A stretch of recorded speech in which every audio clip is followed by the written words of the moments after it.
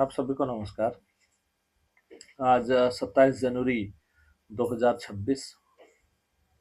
कल आप लोगों तक न्यूज़ की अपडेट्स पहुंचाया नहीं हमने। उसका रीज़न था पूरा देश कल जो है रिपब्लिक डे की सेलिब्रेशन में मस्त था और बिजी था। तो आज की जो अपडेटेड न्यूज़ है उसके साथ हम आपके सामने प्रस्तुत हैं।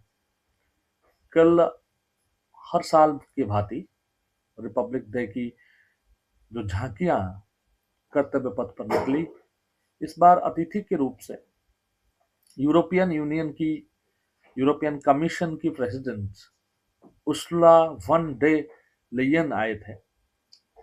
भारत के साथ ईयू की रिश्ते कंपैरेटिवली बेटर हुए हैं क्योंकि डोनाल्ड ट्रंप की इफेक्टिव हेजेमनी की वजह से आज के टाइम में विश्व में कोई भी कंट्री अपने आप को सुरक्षित नहीं समझ रहा है। जायज भी है क्योंकि लगातार वो टैरिफ्स लगा रहे हैं। टैरिफ लगा के शांत नहीं बैठ रहे हैं, टैरिफ पे टैरिफ लगाने की कोशिश हो रही है। जो कंट्रीज उनको, जैसे भारत है, उन्होंने कोई ट्रम्प के खिलाफ अभी तक स्टेटमेंट नहीं दिया पब्लिकली प्राइम मिनिस्टर साहब ने, तब भी लगातार भारत के ऊपर टैरिफ की बार हो रही है। बहुत ही एक स्मॉल लाइन है। आप जब डिप्लोमेटिक सर्कल में घूमते हैं तो ये चीज तो क्लियर है। और मैं दोनों तरफ की बात आपको बता रहा हूँ। भारत के जो डिप्लोमेट्स हैं इस चीज को मैनेज करने में अक्षम रहे हैं। भारत की external affairs ministry of external affairs MEA भी विफल रहा है। भारत के तरफ से भी इसको कंटेन करने में सहजता बरतना चाहिए था। ट्रंप जिस प्रकार की मानसिकता की व्यक्ति हैं उनको उचित, क्योंकि uh, America as a partner आप शायद अफोर्ड नहीं कर सकते हैं, परंतु America as a enemy you can't afford, क्योंकि they have hegemonious business proposals all over the world. Social media giants उनकी देश से आते हैं। तेल की ज्यादातर सप्लाईज वही मुहैया कराते हैं, तो आप उनके साथ दुश्मनी नहीं कर सकते हैं। अच्छा बात है यूरोपियन कमीशन की प्रेसिडेंट यहाँ आए। उन्होंने हमारे साथ ट्रेड डील के ऊपर बातचीत करने का निर्णय लिया और जो ट्रेड डील 2013 से अबैंडन था उसको कर रहे हैं। एंड ऑफ दिस ईयर वो ट्रेड डील साइन हो जाएगी। 2027 की शुरू में ये लागू भी हो जाएगी। बहुत अच्छी बात है, होनी चाहिए।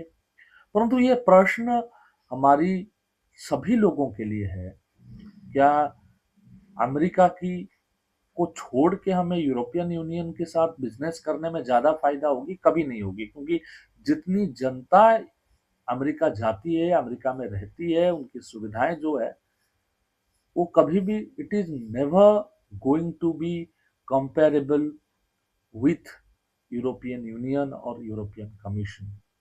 आई am saying this with utmost respect कि हमारे देश के डिप्लोमेट्स अच्छा काम कर रहे होंगे।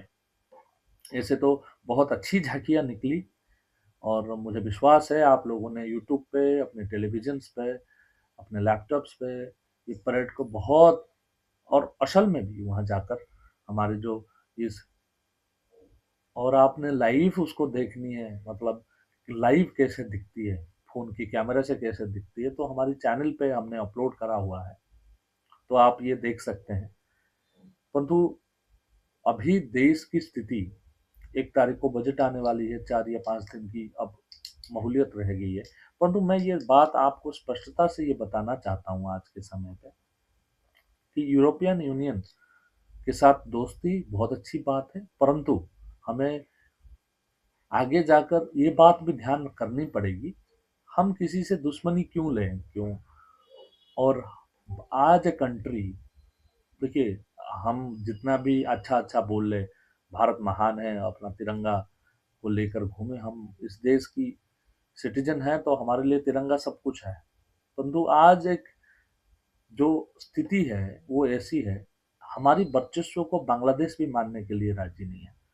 जब हम पूरा विश्व में विश्व गुरु बनने की बात करते हैं तो इस बात की मुझे चिंता होती है। कल कुछ लोगों से इस बात पर चर्चा हुई तो ये चिंता मन में आता है, हम ऐसा कौन सा विश्व गुरु बन रहे हैं कि हमारी जो पड़ोसी, जो हमारी कंट्रोल में थी, जिस देश को हमने बनाया अपने हाथों से, वो आज हमें मानने के लिए तैयार नहीं है। मना कर दिया उसने क्रिकेट खेलने से हमारे साथ, हमारे देश आने। हमने उनको सालों तक आईपीएल में उनकी खिलाड़ियों को करोड़पति बनाने में हेल्प किया है। जब उनकी पैसे की समस्या होती है, हमने दिया है। वो आज एक कंट्री हमारे ऊपर डिपेंडेंट रही है। ज़्यादातर प्रोजेक्ट्स हमारे इंजीनियरिंग कंपनीज करते हैं वहाँ, हमारी वर्चस्व नहीं मान रहे। इसका मतलब यही है, आप एशिया और विश्व की पटल पर, मुझे लगता है 5 साल पहले जहाँ खड़े थे, आज नीचे खड़े हैं। इस बात को आपको मानना पड़ेगा। आप कह सकते हो वहाँ जमात की सरकार है, इसकी है, उसकी है, इसकी है। बहुत सुंदर, बहुत अच्छी बात, आपको पॉलिटिक्स बहुत अच्छा आता है। परंतु भविष्य क्या है, इस बात को ध्यान रखते हुए ये रिपब्लिक डे हमें एक अगली स्टेप लेने से पहले अपने आप को तैयार करने की प्रक्रिया है। हम इस बात को समझें कि हम अब बहुत सारी विपदों से घिरे हुए हैं, उनसे अच्छी तरह डील करके हम आगे बढ़ेंगे, ये विश्वास ये रिपब्लिक डे हमें देती है। बहुत ही एक इंटरेस्टिंग खबर चाइना से आया है। लोग कहते हैं कि अमेरिका की इंटेलिजेंस एजेंसी कहाँ तक पहुंच सकती है। वॉल स्ट्रीट जर्नल की एक रिपोर्ट को माना जाए तो top Chinese Chinese military general जैंग जू, वो अभी ऑफिशियल इन्वेस्टिगेशन में है। और वो ऑफिशियल इन्वेस्टिगेशन उन पर इसलिए बैठा है, बोला जा रहा है वो यूनाइटेड स्टेट्स की इंटेलिजेंस की एसेट थे। और उन्होंने, according to that Wall Street Journal report, अपने मिलिट्री इंस्टॉलेशंस, जहां न्यूक्लियर इंस्टॉलेशन है, उसके ऊपर इंफॉर्मेशन अमेरिका को पास कर रहे थे। मतलब अभी उनकी जो सेंट्रल मिलिट्री कमीशन है, उसमें 2 ही मेंबर रह गए हैं। जिपिंग, जो उनकी प्रीमियर भी है, प्रेसिडेंट भी है, और वाइस चेयरमैन रह गए हैं। और उसके सिवा सब मिलिट्री ऑफिशियल्स को हटाया जा रहा है। एक इंटरनल, मुझे लगता है, स्क्विमिस है मिलिट्री और सिविल लीडरशिप के बीच। परंतु चाइना है, वो आपस में अपने आप को मैनेज कर लेंगे। उनकी टॉप जनरल इस समय सीआईए के कब्जे में है। ये अपने आप में एक बहुत ही इंटरेस्टिंग दौर को पैदा कर रहा है।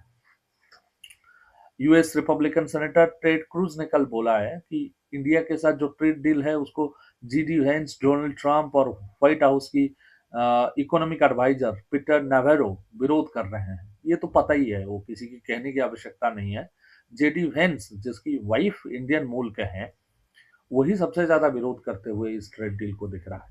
देखिए क्या है, दो स्ट्रॉन्ग हेडेड पर्सन जब देश को लीड करते हैं, देखो, power, politics and international relation is all about compromising.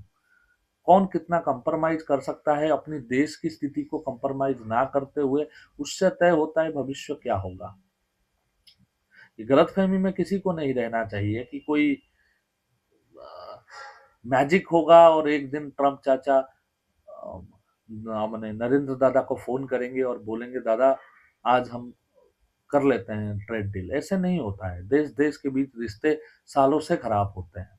हम रशिया से, चाइना से क्लोज होने की प्रयास हमने किया जब वार हो रहा था यूक्रेन और रशिया का। और मैं भी एज ए पर्सन मैंने सपोर्ट किया उस समय इंडिया का स्टैंड कि यूक्रेन और रशिया की जंग हो रहा है, हमने क्यों रशिया की सपोर्ट नहीं करना है। हमने तो कहना है वो अपनी लड़ाई लड़े। परंतु धीरे धीरे जब ये सिचुएशन ग्रो किया तो मुझे ये बात समझ में आया कि बाइडेन तो शांति से इनसे डील कर रहे थे। ट्रंप ने तो टैरिफ पे टैरिफ लगाई और आज ट्रेड डील गिरती हुई दिख रही है। हमारी जो बिजनेसेस अमेरिका के साथ थे वो खराब होते, ग्लूमी रिलेशंस हैं इस समय। बिजनेस हाउस, किसी बड़े बिजनेस हाउस से आप आज के समय में बात करिए, आपको सब लोग बोलेंगे अभी बहुत ग्लूमी सिचुएशन है। ऑनलाइन कंटेंट रूल आ रही है कि कौन सा चीज हम कर सकते हैं, कौन सी चीज नहीं। Dos and don'ts center consider कर रही है। कंसिडर करते रहे, डिजिटल अरेस्ट से पैसे जाते रहे। Social media addiction law suit जारी हुई है। मेटा की प्लेटफॉर्म टिकटॉक, यूट्यूब, इससे जो है कैलिफोर्निया की एक कोर्ट में एलिगेशन लगाई है। एलिगेशन किसी ने इन कंपनीज पे लगाया है कि ये लोग एडिक्शन को बढ़ावा देते हैं, लोग एडिक्ट हो जाते हैं टिकटॉक से, ये से। हमारे देश में भी इस पर रूल और रेगुलेशंस लगने चाहिए। ऑस्ट्रेलिया में रूल हो गई है 14 साल से पहले कोई भी सोशल मीडिया यूज नहीं कर सकता। हमारे देश में भी है, वो 18 साल वाला रूल तो है, परंतु लोग तो बना देते हैं अपनी एज को गलत डाल के। परंतु इसको ठीक करने की जरूरत इस समय दिखाई दे रही है। इंटरनी मिलिट्री माइट हमने कल अपनी जो कर्तव्य पथ पर जो झांकियां निकली वहां पर डीआरडीओ ने अपनी long range anti SIP hypersonic missile LR Assam system दिखाई, पहली बार पब्लिक डिस्प्ले किया। ये तो हम पहले से यूज कर रहे हैं उसको, कभी पब्लिकली दिखाई नहीं थी, क्योंकि ऑपरेशन सिंदूर में यूज हुआ था तो पब्लिकली कल दिखाई गई। बहुत अच्छी बात है। झांकियां बहुत अच्छी थी, बहुत सुंदर थी। हमारे चैनल में भी उसको कवरेज किया गया है, वो आप देख सकेंगे। पाकिस्तान क्रिकेट बोर्ड ने डिफेंड कर दिया है अपने डिसीजन टू इंडिया की मैच बॉयकॉट वो करना चाहते हैं। बॉयकॉट कर ही देना चाहिए। अब तो मुझे लगता है कि हारने से बेहतर बॉयकॉट ही कर लो। इंडियन पेसर जसप्रीत बुमराह ने अल्टीमेट ट्रम्प कार्ड उनको घोषित कर दिया गया, वो करेंगे। अभी देखिए वर्ल्ड कप शुरू होगा, ये बहुत, मैं एक्चुअली वर्ल्ड कप हर साल होता है ना, उसका जो इंटरेस्ट है वो कहीं ना कहीं घट जाता है। पहले वर्ल्ड कप आता था तो एक माहौल बनता था, न्यूज़पेपर्स में भी, डिस्कशंस में भी। वो थोड़ा सा माहौल कहीं ना कहीं खराब हुआ है। उसका रीजन क्या है? हर साल कोई ना कोई वर्ल्ड कप आ जा रहा है, कोई ना कोई चैंपियंस ट्रॉफी आ जा रहा है, तो वो जो मजा था वेट करने का, वो आज की जेनजेट तो समझते ही नहीं। बट ठीक है, ट्रम्प कार्ड है जसप्रीत बुमराह, अभिषेक शर्मा, लगातार हम न्यूजीलैंड को हरा रहे हैं और बिल्कुल शिकस्त दे रहे हैं। 150 रन का टारगेट 10 ओवर में पीट दे रहे हैं ये लोग। बहुत अच्छी। वर्ल्ड कप आते आते पता लगेगा कि ये प्रथम सन इन लोगों को वर्ल्ड कप जिता सकता है कि नहीं। आप फॉर्म में आ गए हैं। हमने एक वीडियो बनाई थी सूर्य कुमार यादव के ऊपर, फिर से वो फॉर्म में आ गए हैं, बहुत अच्छा फॉर्म में आ गए। परंतु वो जो बाहर बैठे हैं वो बंदे, वो क्या फॉर्म की इंतजार अपने घर में बैठे बैठे करें? मैं तो सूर्य कुमार यादव की कप्तानी का भी ना पसंद करता हूँ, ना किसी भी प्रकार का।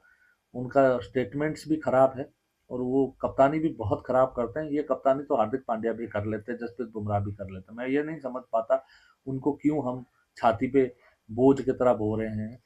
वो जिस दिन अभिषेक शर्मा खेल लेते हैं अच्छा, वो आते हैं और 50 रन मार के खुश हो जाते हैं, मैं फॉर्म में आ गया। बहुत अच्छा, 2-4 और फॉर्म में आइए। ये हांगकांग न्यूजीलैंड को छोड़ के कभी अच्छे टीम जो सच में सीरियस T20 खेलते हैं उनके खिलाफ भी एक एक 50 मारो, फिर बात होगी।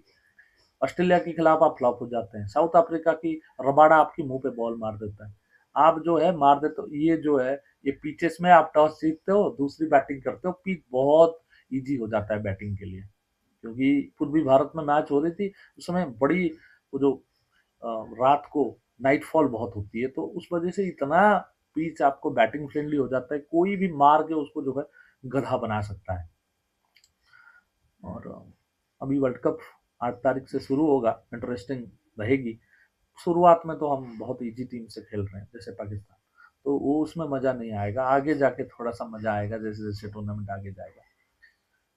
कलिंगा लैंसर्स ने रांची रॉयल्स को हरा दिया। Ranchi Royals MS Dhoni own करते हैं, उसको उड़ीसा की कलिंग लांसर्स ने कल 3-2 से हराकर hockey India league HIL title जीत गया है। और कल देखिए, यही सब इंटरेस्टिंग न्यूज में थी। कल कल भारत ने 77वां रिपब्लिक डे बहुत धूमधाम से पालन किया। गली गलियों में इसकी सेलिब्रेशन थी।